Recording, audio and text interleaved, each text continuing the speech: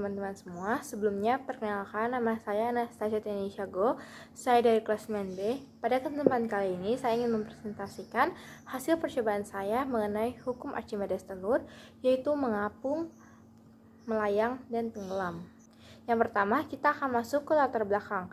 Latar belakang dari percobaan ini yaitu garam adalah senyawa kimia yang komponen utamanya berupa natrium klorida dan dapat mengandung unsur lain seperti magnesium, kalsium, besi, dan kalium dengan bahan tambahan atau tanpa bahan tambahan iodium.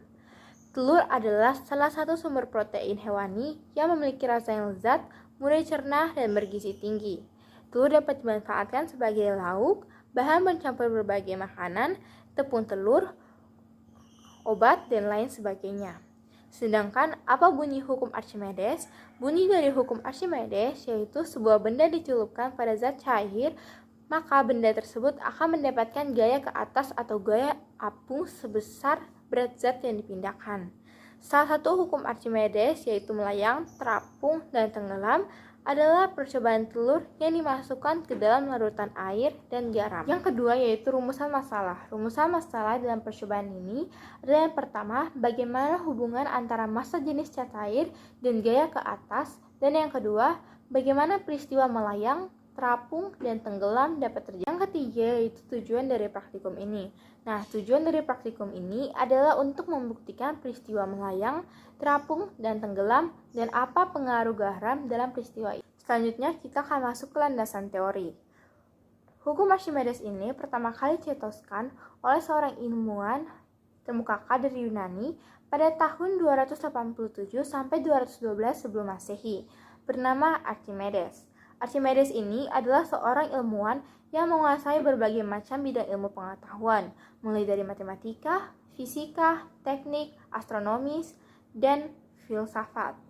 Hukum Archimedes ini menjelaskan mengenai hubungan gaya berat dengan gaya apung pada suatu benda ketika dimasukkan atau dicelupkan ke dalam air. Gaya apung itu sendiri merupakan gaya ke atas suatu benda yang dimasukkan ke dalam air. Dengan adanya gaya apung yang dihasilkan oleh benda, maka benda yang ada di dalam air akan terasa lebih ringan saat diangkat ketimbang saat diangkat di daratan. Archimedes menyebutkan bahwa sebuah benda memiliki massa jenis. Inilah yang membuat sebuah benda bisa terapung saat diletakkan di atas air. Berdasarkan hukum Archimedes, ada tiga keadaan yang bisa terjadi pada suatu benda yang dimasukkan ke dalam air. Yang pertama adalah tenggelam. Terjadinya tenggelam bisa terjadi karena massa jenis suatu benda lebih berat daripada massa jenis air, sehingga daya apung yang didapatkan oleh benda tersebut sangatlah kecil dan akibatnya benda bisa tenggelam sampai permukaan air tersebut. Yang kedua adalah melayang. Benda dikatakan melayang jika seluruh benda tercelup di dalam zat cair. Sebuah benda akan melayang dalam zat cair apabila gaya ke atas yang bekerja pada benda sama dengan berat benda. Yang ketiga yaitu terapung. Benda yang terapung membuktikan bahwa benda tersebut memiliki massa jenis benda yang lebih rendah daripada massa jenis air. Walaupun dibilang terapung di atas air, tetap saja ada bagian tersebut yang sedikit di bawah permukaan air. Hal tersebut sangat wajar, mengingat setiap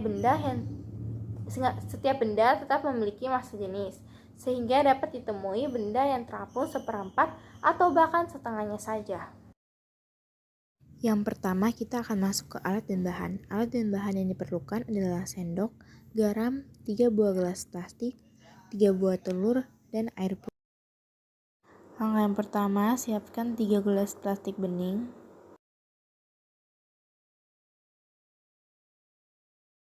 Kemudian isi air pada ketiga gelas tersebut.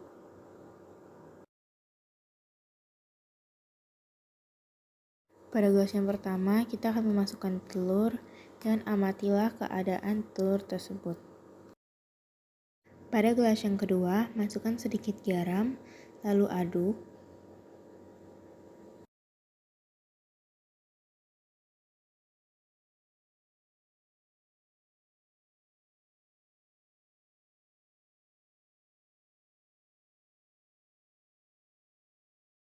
Setelah tercampur merata, masukkan 1 buah telur.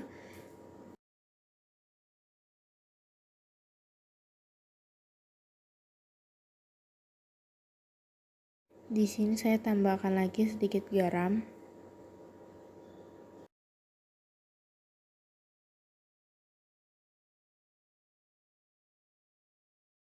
Kemudian amatilah keadaan telur pada gelas kedua. Pada gelas yang ketiga, masukkan 1 buah telur. Lalu di sini saya tambahkan banyak garam. Kemudian aduk larutan tersebut.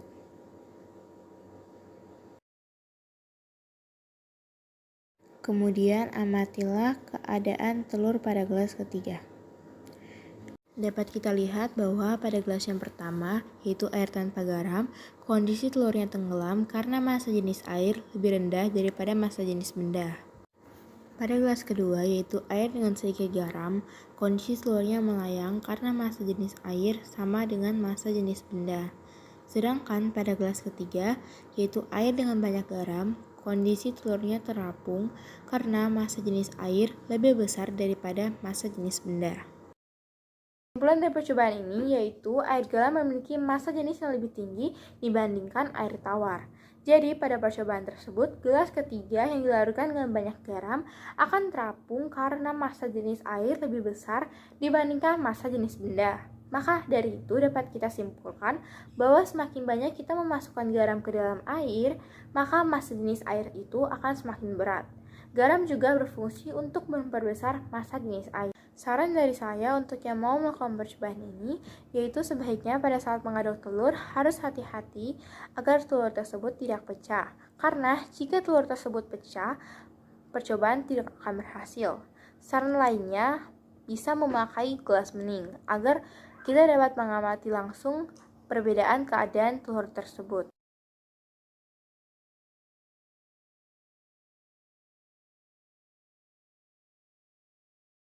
Selamat siang, selamat sore, dan selamat malam Ibu Guru dan teman-teman semuanya. Pada video kali ini saya akan mempraktekkan hasil teks laporan percobaan yang telah saya buat. Teks laporan percobaan yang saya buat berjudul Larutan Gula dalam Air Panas dan Air Dingin.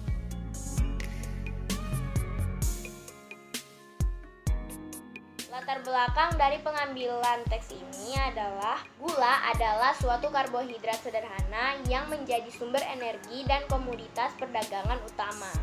Gula paling banyak diperdagangkan dalam bentuk kristal sukrosa padat. Gula juga digunakan untuk mengubah rasa manis dari minuman dan juga makanan. Gula sederhana seperti glukosa yang diproduksi dari sukrosa dengan enzim atau hidrolisis asam menyimpan energi yang digunakan oleh sel. Seperti yang kita semua tahu bahwa gula juga sudah tidak asing di kalangan masyarakat. Gula dapat kita jumpai di warung, di toko, di pasar, dan tempat lainnya. Gula juga dibuat oleh tebu yang diolah atau digiling. Gula mempunyai berbagai macam manfaat, bisa digunakan untuk kesehatan, dan berbagai kebutuhan ibu rumah tangga dan sebagainya. Salah satu manfaat gula bagi kesehatan adalah memberikan tambahan energi. Gula yang ada di minuman terkadang larut karena suhu air. Mengapa bisa terjadi seperti itu? Kelarutan adalah jumlah zat yang dapat larut dalam sejumlah pelarut sampai membentuk larutan jenuh. Apabila suatu larutan suhunya dirubah, maka hasil kelarutannya juga akan berubah. Dan apabila airnya tidak sama, maka hasilnya pun juga akan tidak sama.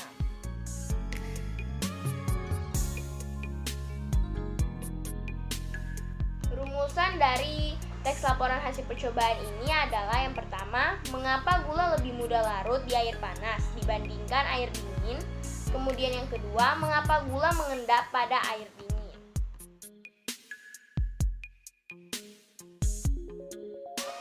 Tujuan dari teks laporan percobaan ini adalah mengetahui mengapa gula akan lebih mudah larut ketika dimasukkan ke dalam air panas dibandingkan ke dalam air dingin. Dan yang kedua, mengetahui mengapa masih ada gula yang mengendap dalam air dingin.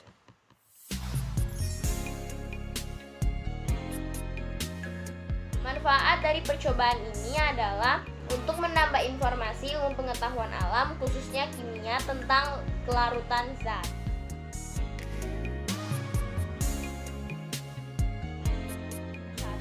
Gula adalah suatu karbohidrat sederhana yang menjadi sumber energi dan komoditas perdagangan utama. Gula paling banyak diperdagangkan dalam bentuk kristal sukrosa padat. Gula juga digunakan untuk mengubah rasa menjadi manis, entah itu dalam makanan maupun juga dalam minuman. Adapun pengertian gula menurut beberapa ahli, namun saya hanya akan menyebutkan satu saja, yaitu menurut Merriam-Webster. Menurutnya, gula adalah bahan manis yang dapat mengkristal yang seluruhnya atau pada dasarnya terdiri dari sukrosa dan tidak berwarna atau putih bila cenderung murni, menjadi coklat bila kurang dimurnikan. Diperoleh secara komersial dari tebu atau bit gula dan kurang ekstensif dari sorghum, maple, dan palem. Dan penting sebagai sumber karbohidrat, makanan, dan sebagai pemanis dan pengawet makanan lain. Oleh karena itulah, gula menjadi salah satu dari berbagai senyawa yang larut dalam air yang sangat bervariasi dalam kemanisan, termasuk monosakarida dan oligosakarida, dan biasanya aktif secara optik. Kemudian yang terakhir adalah air, yaitu senyawa yang penting bagi semua bentuk kehidupan yang diketahui sampai saat ini di bumi. Air sebagian besar terdapat di laut dan lapisan-lapisan es. Akan tetapi juga dapat hadir sebagai awan, hujan, sungai, muka air tawar, danau, uap air, yaitu melalui penguapan, hujan, dan aliran air di atas permukaan tanah menuju laut. Air bersih juga penting bagi kehidupan manusia. Kemudian kita masuk di metode penelitian.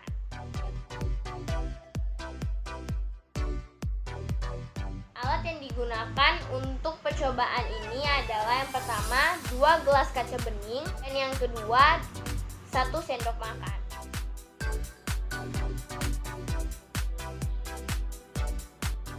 Selanjutnya untuk bahan-bahannya, yang pertama adalah air panas secukupnya, kedua air dingin secukupnya, dan yang ketiga juga gula pasir secukupnya. Berikut ini kita masuk ke dalam langkah-langkah percobaannya.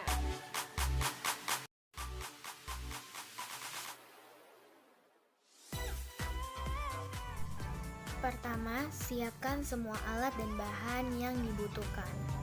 Di sini ada gula pasir, 2 buah gelas, 1 sendok, dan juga 2 gelas cangkir.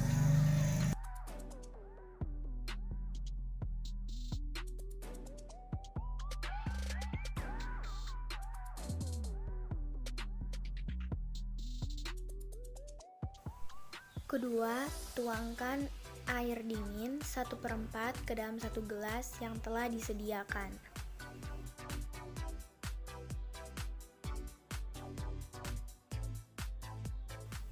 Ketiga, tuangkan air panas 1/4 ke dalam gelas yang lain.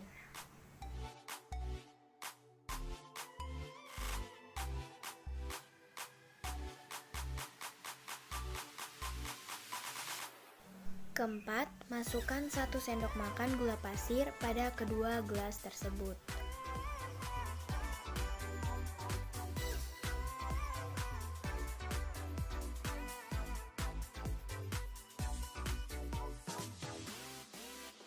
Kelima, aduklah kedua gelas tersebut dengan gaya dan frekuensi yang sama.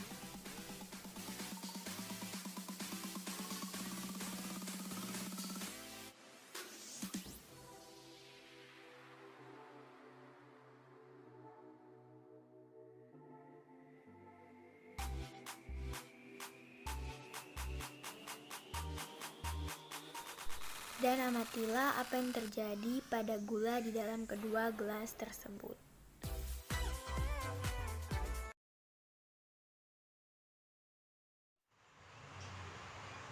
Setelah melakukan percobaan tadi, kita mendapatkan 2 hasil percobaan, yaitu pertama adalah jika air panas ditambahkan dengan gula, maka gula akan lebih cepat larut saat di dalam air panas. Yang kedua, jika air dingin ditambah dengan gula, maka gula akan sulit untuk larut saat di dalam air dingin, dan juga gula akan mengendap di dasar gelas. Mengapa hal itu bisa terjadi? Maka kita akan masuk dalam pembahasan.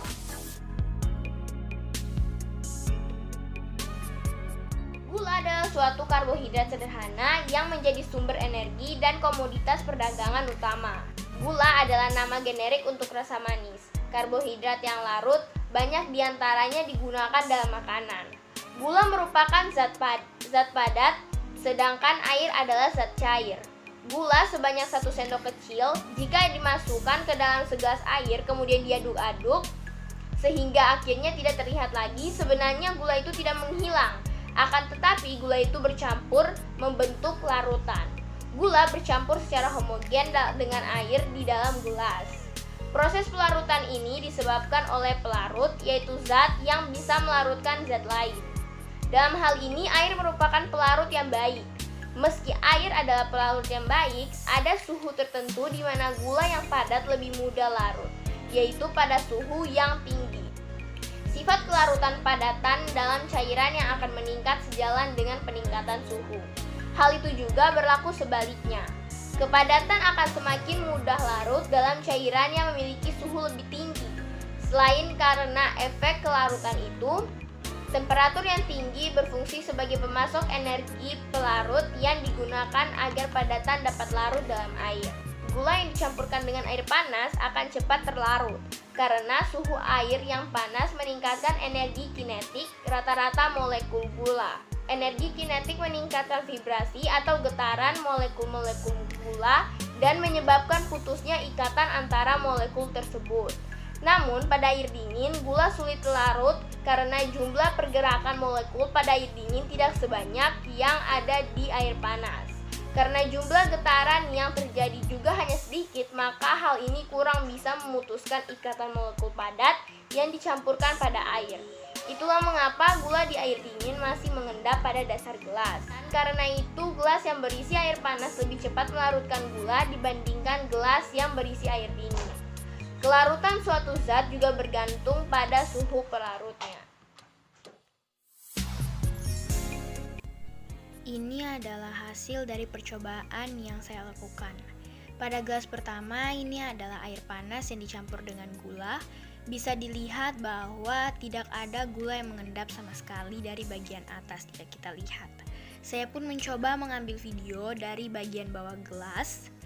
Dan saya menyalakan bleach juga, dan ya sama sekali tidak ada gula yang mengendap. Semua gulanya larut dengan airnya. Kemudian pada gelas yang kedua, ini adalah air dingin yang dicampur dengan gula. Dari atas sudah bisa kita lihat bahwa ada gula yang mengendap di dasar gelas. Saya pun mengambil dari arah samping bawah gelas. Dan saya juga mulai menyalakan bleach. Di sini bisa kita lihat bahwa begitu banyak gula yang mengendap pada bagian bawah gelas.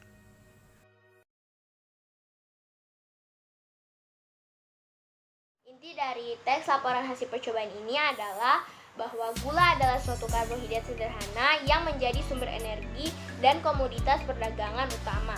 Gula digunakan dalam generik untuk rasa manis. Karbohidrat yang larut banyak diantaranya digunakan dalam makanan. Gula juga merupakan zat padat, sedangkan air merupakan zat cair. Proses pelarutan disebabkan oleh pelarut, yaitu zat yang bisa melarutkan zat lain. Dalam hal ini, air merupakan pelarut yang baik. Meski air adalah pelarut yang baik, ada suhu tertentu di mana gula yang padat lebih mudah larut, yaitu pada suhu yang tinggi.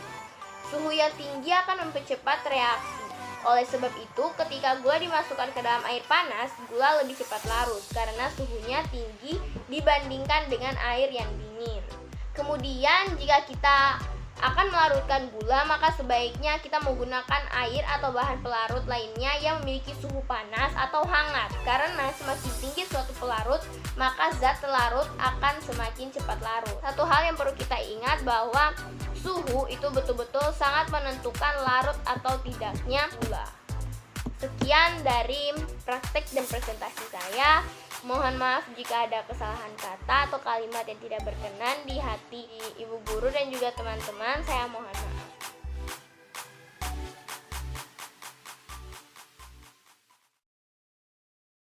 Halo semuanya, perkenalkan nama saya Pianova Maria Pondana dari kelas 9B. Di sini saya mau membuat percobaan, yaitu membuat lilin dari air.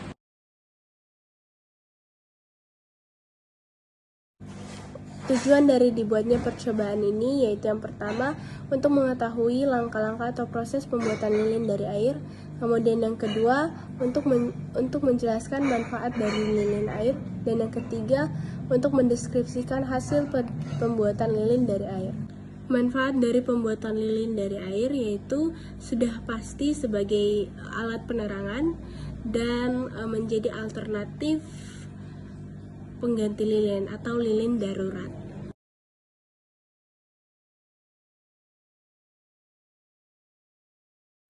Berikut cara pembuatannya.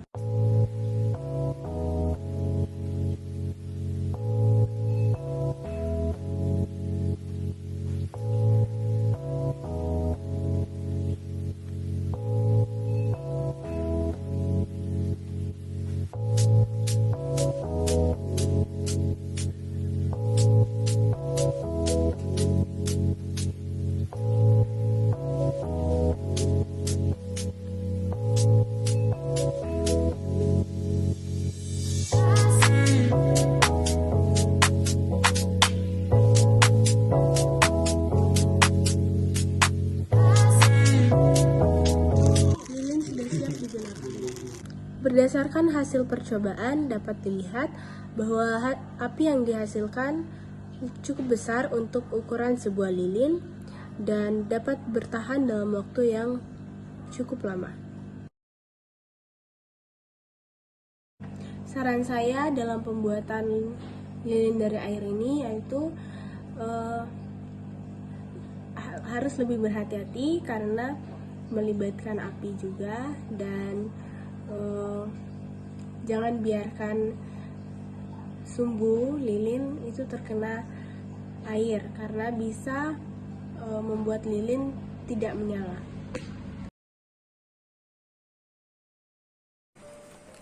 Halo, perkenalkan nama saya Gero Sebastian Biantoro dari kelas 9B. Dan pada kesempatan kali ini, saya akan mencoba untuk membuat magnet dari arus listrik. Magnet adalah benda yang memiliki kemampuan tarik-menarik benda lain yang ada di sekitarnya, terutama benda logam. Magnet memiliki sifat kemagnetan yang mampu menarik benda-benda lain yang ada di sekitarnya. Terdapat medan magnet di dalam magnet. Magnet sendiri berasal dari bahasa Yunani, yaitu magnetis litos, yang berarti batu magnesian.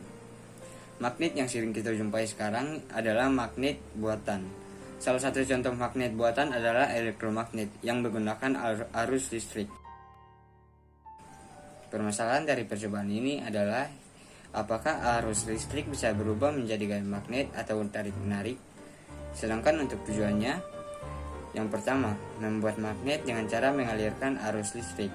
Dan yang kedua, mengetahui apakah arus listrik bisa berubah menjadi gaya magnet. Alat dan bahan yang dibutuhkan dalam percobaan ini, yang pertama yaitu tang, yang kedua paku, yang ketiga kawat besi, dan yang keempat yaitu baterai. Dan langsung saja kita masuk ke dalam proses percobaannya. Yang pertama, kita harus melilitkan kawat ke paku yang sudah kita punya ini.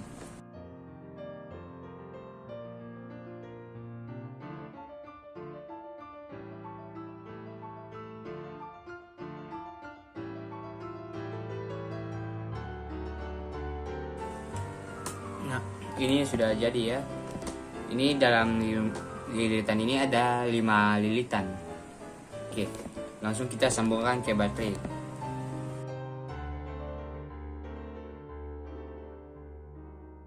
Lalu kita dekatkan dengan benda logam. Nah, ini hasilnya. Ya, bisa dilihat ini dia pakunya tidak jatuh ya karena ada medan magnetnya. Lalu kita tambahkan lagi 3 lilitan.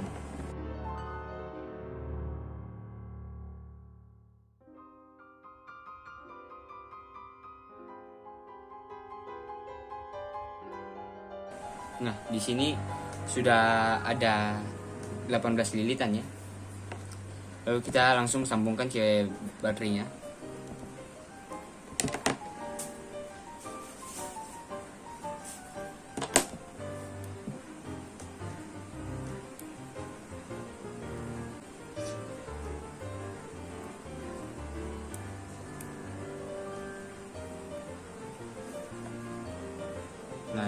sudah tersambung ya. Lalu kita dekatkan lagi dengan benda logam ya. Ini paku pertama, paku kedua, dan paku ketiga. Jadi bisa dilihat ada 3 paku yang bisa tertarik oleh magnet ini. Oke, berdasarkan percobaan yang sudah saya lakukan tadi, hasilnya yaitu jika ada 15 lilitan kawat tembaga, maka magnetnya bisa menarik 1 paku. Sedangkan jika ada 18 lilitan tembaga, magnetnya bisa menarik 3 paku. Jadi kesimpulannya, arus listrik itu bisa berubah menjadi gaya magnet atau gaya tarik menarik. Dan sekedar saran dari saya, jika kawat tembaganya sudah terhubung dengan baterainya jangan dipegang karena baterainya akan menjadi panas. Ya, sekian dari saya, terima kasih. Selamat sore Ibu, perkenalkan saya Jerry Menegasi Solosa dari kelas 9B. Pada kesempatan kali ini saya akan menjelaskan langkah-langkah membuat balon mengembang tanpa DQ. Namun sebelum itu, untuk membuat percobaan ini, alat dan bahan yang kita butuhkan adalah yaitu botol kosong, balon, soda kue, 2 cuka, dan corong. Jika tidak ada corong, dapat membuat kertas yang membentuk seperti corong. Berikut adalah langkah-langkahnya. Pertama, masukkan soda kue ke dalam balon dengan menggunakan bantuan kertas yang dibuat membentuk seperti corong.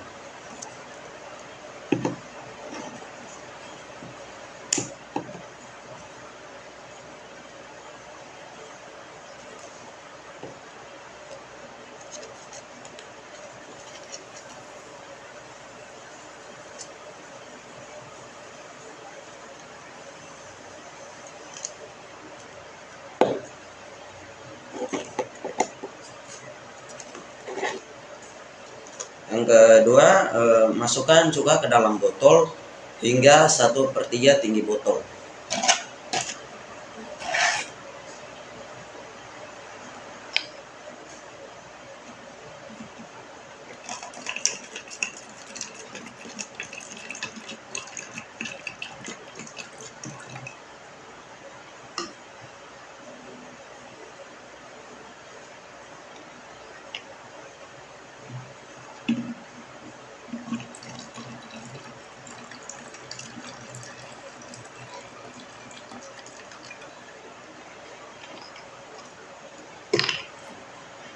Setelah itu pasang mulut balon ke mulut botol.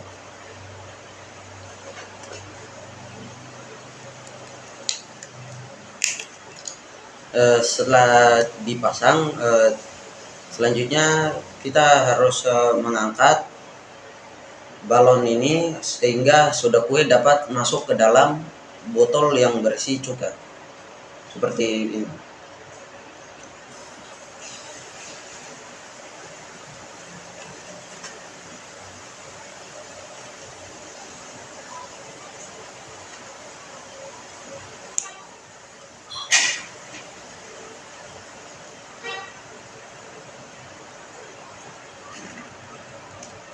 Seperti itu langkah-langkah membuat percobaan balon bang tanpa ditiup. Menurut hasil percobaan tadi, saat cuka dan soda kue bercampur, maka akan menimbulkan gelembung-gelembung gas. Yang gelembung gas ini yang akan membuat balon mengembang. Nah, gelembung-gelembung gas ini adalah gas karbon dioksida yang berasal dari hasil reaksi kimia antara soda kue dan cuka. Mungkin itu saja yang dapat saya jelaskan pada video kali ini. Sekian dan terima kasih. Halo Ibu Guru dan teman-teman. Di sini saya akan membuat percobaan lilin aromaterapi. Jadi pada bagian latar belakang saya akan menjelaskan definisi dari lilin aromaterapi. Jadi lilin aromaterapi merupakan lilin khusus yang terbuat dari minyak esensial beraroma. Dan faktanya lilin ini sudah digunakan berabad-abad. Dan lilin aromaterapi dia mengeluarkan aroma yang harum sehingga orang-orang yang di dalam sebuah ruangan dapat merasa rileks. Yang membuat lilin ini mengeluarkan aroma yang harum adalah dari minyak esensial. Dimana kita bisa menggunakan bahan lain sebagai pengharum dari lilin. Dimana bisa dari bahan alami juga seperti biji kopi, daun mint, dan masih banyak lagi. Dan pada bagian permasalahan, di sini permasalahan yang pertama membuktikan apakah aroma lilin aromaterapi bisa mengeluarkan racun, dan yang kedua membuktikan apakah semua orang suka dan merasa rileks dari aroma lilin aromaterapi. Dan pada bagian tujuannya ini sebenarnya untuk merelaksasi suasana sampai meredakan nyeri atau dijadikan sebagai bahan bisnis. Dan pada bagian kegunaan atau manfaat lilin aromaterapi yaitu dapat meningkatkan suasana hati. Hal ini karena lilin aromaterapi dapat menciptakan ketenangan dan membantu meringankan gejala stres dan dengan kemampuannya dalam menurunkan kortisol pada tubuh. Pada bagian landasan teori, lilin aromaterapi adalah terapi yang menggunakan lilin yang dicampur dengan minyak esensial atau sari minyak murni untuk membantu memperbaiki atau menjaga kesehatan, membangkitkan semangat, menyegarkan, serta menenangkan jiwa dan raga. Beberapa minyak esensial yang sudah diteliti dan ternyata efektif sebagai sedatif penenang penenangan ringan yang berfungsi menenangkan sistem saraf pusat yang dapat membantu mengatasi insomnia, terutama diakibatkan oleh stres, gelisah, ketegangan, dan depresi. Nah, di sini saya akan berpindah pada bagian alat dan bahan. Yang pertama ada panci stainless, pengaduk, wadah lilin, termometer. Dan langkah yang kedua, kita masukkan lilin di dalam tempat aluminium dan kita menghancurkannya, atau kita bisa menghaluskannya menggunakan pisau. Tapi pada cara saya sendiri, saya menggunakannya dengan mematahkannya.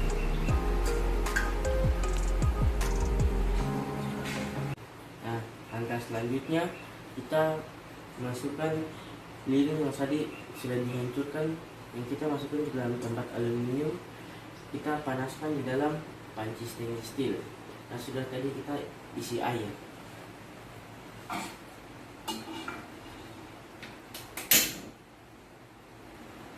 Kita tunggu sampai pada suhu 160 derajat Fahrenheit dan kita ukur menggunakan termometer. Nah, kenapa kita harus menunggu sampai 160 derajat Fahrenheit? Karena nanti pada saat lilinnya sudah cair, nanti pada bagian permukaan, pada saat lilinnya mengeras, pada bagian permukaan akan muncul lubang-lubang kecil. Jadi seperti itu. Dan tadi kan saya sudah bilang setelah 160 derajat kita masukkan essential oil. Nah, setelah kita memasukkan essential oil, kita panaskan lagi kita panaskan sampai 140 derajat Fahrenheit. Ya, jadi ini hasilnya. Tadi saya lupa menaruh serbuk kopi. Nah, ini saya sudah menaruh serbuk kopinya. Dan saya juga punya versi yang tidak menggunakan serbuk kopi. ya original gitu. Dan kita akan menuangkannya ke dalam gelas.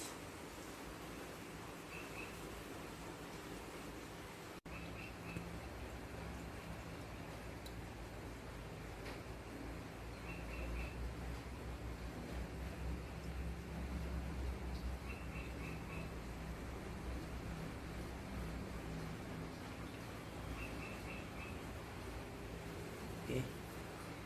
Nah, ya. Terakhir kita hanya perlu tunggu dia mengeras. Nah, pada bagian hasil ya, pada awal pembuatan saat lilin baru dipanaskan belum sama sekali mencair.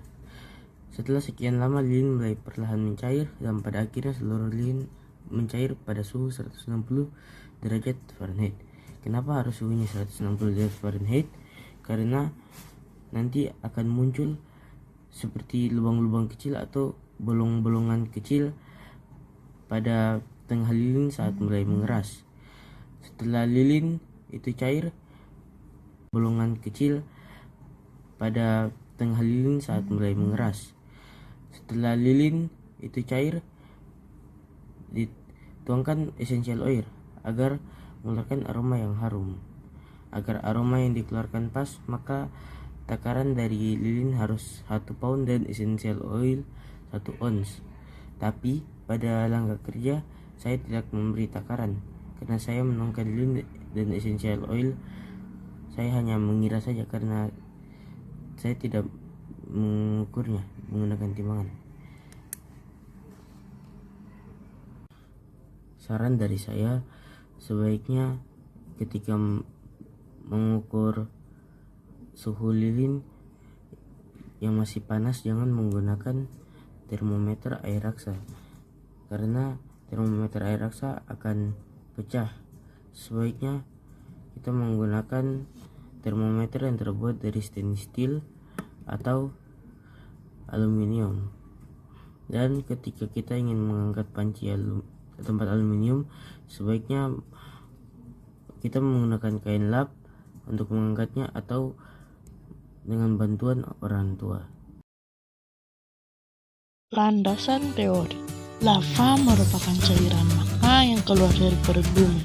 Membuat ilustrasi lava menggunakan cuka dan baking powder merupakan suatu proses yang menghasilkan CO2 yang mendorong cairan keluar dari gunung berapi, dikarenakan zat yang terdapat pada cuka dan baking powder. Rumusan masalah.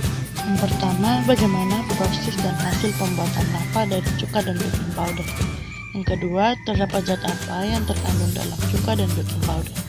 Tujuan 1. Mengetahui zat yang terdapat pada cuka dan baking powder. Kedua, mengetahui proses membuat lava menggunakan cuka dan baking powder. Yang ketiga, menghasilkan lava dari cuka, baking powder, dan pewarna makanan merah. Landasan teori. Menurut sejarah atau orang pada zaman dahulu, cuka merupakan golongan asam lemak yang mudah didapat. Cuka biasanya digunakan sebagai bahan tambahan untuk memasak. Cuka juga mengandung campuran 3 aset asetat, CH3, COOH, dan air. Baking powder adalah bahan pengembang yang dipakai untuk meningkatkan volume dan memperingan tekstur makanan. Zat yang terkandung di dalam baking powder yaitu natrium bikarbon. Cuka dan baking powder bila disatukan akan menghasilkan CO2 yang akan mendorong cairan keluar. Alat dan bahan.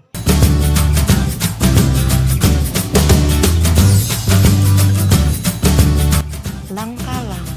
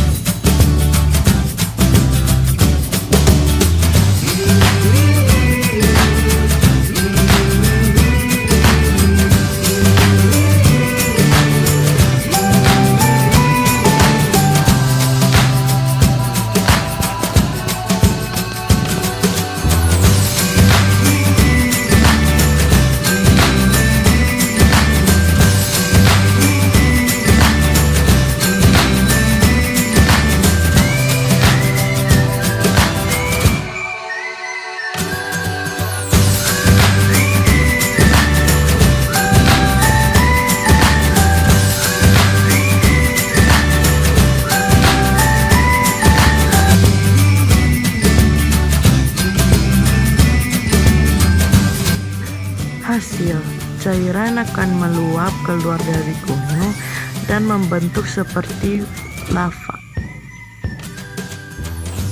Saran, sebaiknya menggunakan masker bila melakukan percobaan agar tidak mencium bau dari cuka. Sekian dan terima kasih. Halo Ibu Guru dan teman-teman sekalian, perkenalkan nama saya Aimen Nathaniel Jumena dari kelas 9B.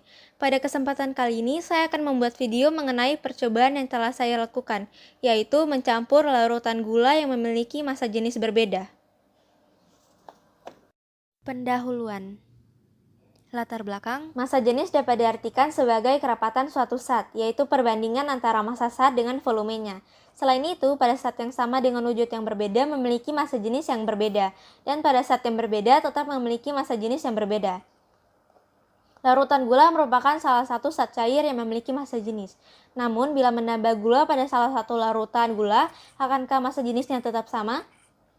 Percobaan ini dilakukan agar dapat membantu pembaca dalam menentukan berat maupun ringannya suatu massa jenis zat cair. Perumusan masalah, apakah larutan gula tersebut tercampur? Tujuan percobaan, yang pertama, menguji beberapa larutan gula yang memiliki takaran berbeda. Yang kedua, mengetahui mengapa massa jenis zat cair yang berbeda tidak dapat bercampur. Landasan teori.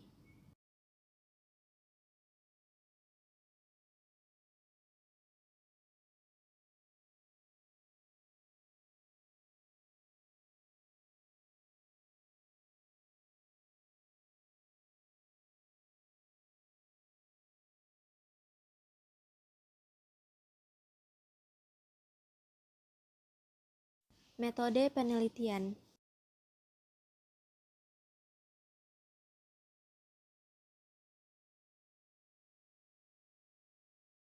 Pertama, siapkanlah 4 wadah. Wadahnya bisa berupa botol maupun gelas bening.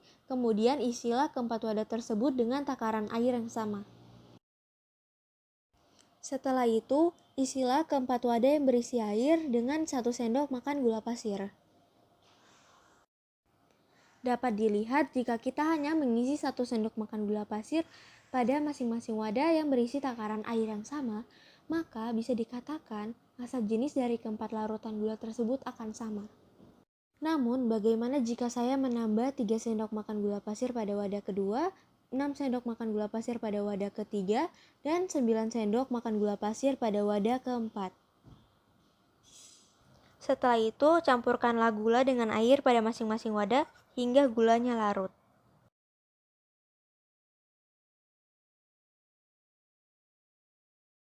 Setelah gulanya larut, tambahkanlah pewarna makanan yang berbeda pada masing-masing wadah. Kemudian campurkanlah pewarna makanan tersebut.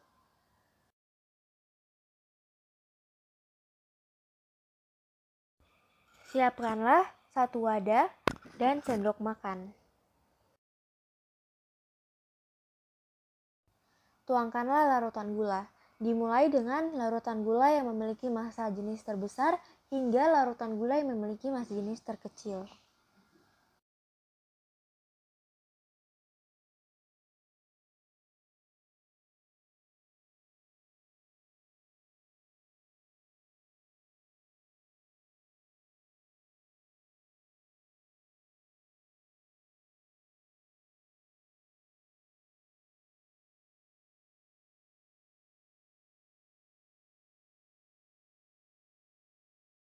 A few moments later.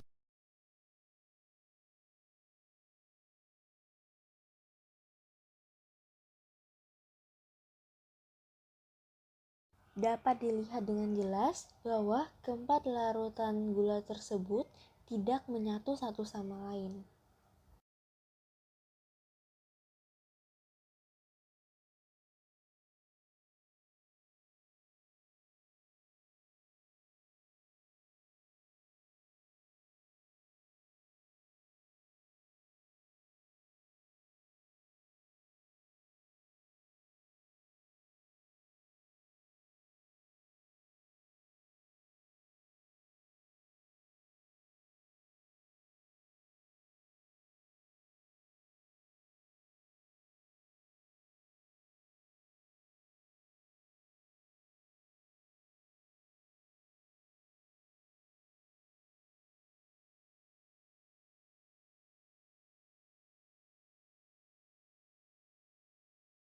Sekian video dari saya, terima kasih sudah menonton.